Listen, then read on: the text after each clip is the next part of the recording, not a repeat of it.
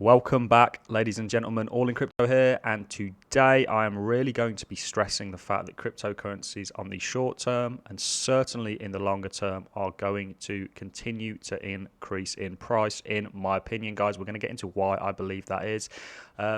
And really, I'm just going to be keeping it real with each and every single one of you out there on this video. And I'm going to be talking to you about really why it is that I'm personally into the crypto space and why it's been a good decision so far. And where we're going to start off, guys, is we're going to look at what's currently taking on globally.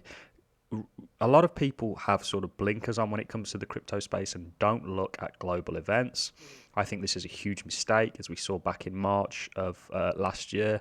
We saw essentially the effects of global affairs affecting the cryptocurrency market, not just the cryptocurrency market, really every kind of financial market out there. So what is currently happening, guys, not just in the United States, but around the world, is you are seeing an increase in printing and borrowing taking place in pretty much every country, but we're going to focus on the US, and you can essentially be sort of rest assured that this is happening globally. It's happening, of course, to different measures. The US has been very sort of vigorous with how much they've printed, and some countries sort of less so. But the overarching fact here is, guys, that they are devaluing pretty much every single currency that there is. And this is why cryptocurrencies are really setting up as a good hedge against that. This article here reads 9 trillion story, 22% of the circulating US dollars printed in 2020. So 22%, and I think it's actually higher now. Since the start of 2020 to the end of it, they've printed essentially 22% of the overall money supply. So if you think about what that does to your buying power, as there's more money in existence, it really decreases it. So what you see is you are essentially going to see goods and services becoming more expensive. It happens normally every year. However, you are seeing it in sort of a fueled way now. You are seeing a real sort of push and a real sort of devaluing of your currency going on. And this article reads, the US Senate approves $1.9 trillion stimulus plan. So, of course, now Joe Biden's in. It doesn't really bother me who is and isn't in power in terms of governments, because ultimately I think that and this is all just my opinion, guys, that none of them necessarily serve you as an individual. There is an agenda that they all sort of follow. They just, sort of brand themselves in different ways and do different things. But essentially, they are not going to stop this printing of money. There is no sign of this lighting up. We had the budget from Rishi Sunak in the United Kingdom, where I'm from. Essentially, it said pretty much the same thing. They're going to continue to be supplying stimulus and supplying sort of care package reliefs to people. And this essentially means they're going to continue to print money and get further into debt, and thus devaluing your sort of buying power. So cryptocurrencies are really setting up to be a better store of value in a lot of ways. For those of you who don't know, the dollar has lost, I think, 99.9% of its value in comparison to Bitcoin. It'll be similar with, most currencies out there.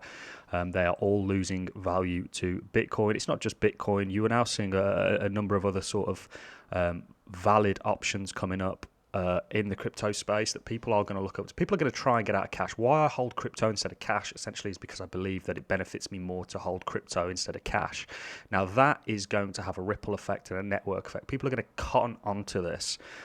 You guys know, I think that this is going to be a huge year for cryptocurrencies. I think, we're in a 2017-esque bull market this year.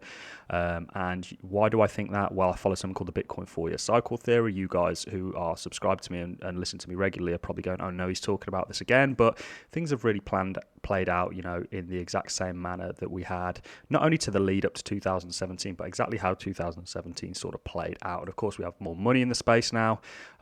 Things are different. What I'm showing you here, guys, on the chart is that the last 4 years really look like this 4 years that we've just seen, sort of starting from 2018 after the 2017 sort of blow off top bull market. And you're seeing the same thing repeat. You're even seeing 2021 look exceptionally similar. And I'll just quickly bring this up for you guys. Let's do this another way. If you guys really take a look and pay attention to how 2017 played out, you just as you sort of turned into the year, you saw a sell-off, and then you saw your second sell-off, and then you just continue to sort of impulse higher, and things are playing out in the exact same way right now, guys. So it's all very, very interesting. It's all coming together nicely, and I think I was listening to, I think it was Vitalik Buterin talk about, and this was ages ago before we had any kind of a situation sort of arise. He was talking about situations that are good for cryptocurrencies, and he sort of mentioned that when people start losing faith in the dollar, or when there's some sort of a catastrophe that takes place that forces governments to sort of print and devaluate their own currency, that is a good situation for cryptocurrencies, and you really, really are seeing this take place. I mean, it's just so evident to me, guys. My overarching opinion is that cryptocurrencies, well, certainly blockchain, is going to be embedded into everything, guys. Absolutely everything. For whatever reason, they have chosen cryptocurrencies as the successor to the old financial system. For countries like China, I mean, cryptocurrencies are like a godsend, because they are notorious for keeping tabs on their citizens. With a cryptocurrency, certainly a sort of government, ran cryptocurrency, they would be able to see exactly what's going on with transactions.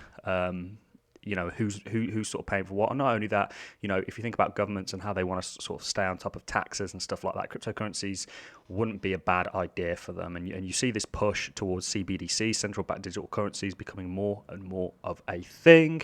And what we also see taking place, guys, which I really want to touch on, is we see, I know these are sort of the traditional guys that we see in the market, but they are all continuing to buy crypto. They're not slowing down. It wasn't that long ago we saw Tesla buying Bitcoin. You're seeing MicroStrategy, of course, buying more Bitcoin, and you're seeing Grayscale really not only upping their Ethereum, not only upping their Bitcoin holdings, but their Ethereum holdings, and they're going to largely start to up their sort of altcoin holdings as well. So I think everything is setting up for a perfect storm that is going to see cryptocurrencies absolutely skyrocket. And if you think about the fact that they are giving out this stimulus check, how many people do you think have maybe cottoned on by now and gone, hang on, why don't we put this? Certainly people that don't need that stimulus check. By the way, if you need that stimulus check, I think I'm not against the government necessarily doing this. I have no kind of view about it. I just kind of accept it for what it is. I think that they have had to step in largely, really because of the situation at hand. We could, we'd spend all day talking about the politics, but I don't like to do that. I like to focus on the situation, regardless of whether I agree with it or not, and work accordingly. And I think that's how people should look at these sort of things. Sort of getting into who's right and wrong never really gets you very far. The important thing is to do with, what's going to benefit you. How are you going to apply yourself to this situation, whether you like it or not, and really play that hand of the cards that you were dealt. So I'm not against the fact that necessarily governments are doing this.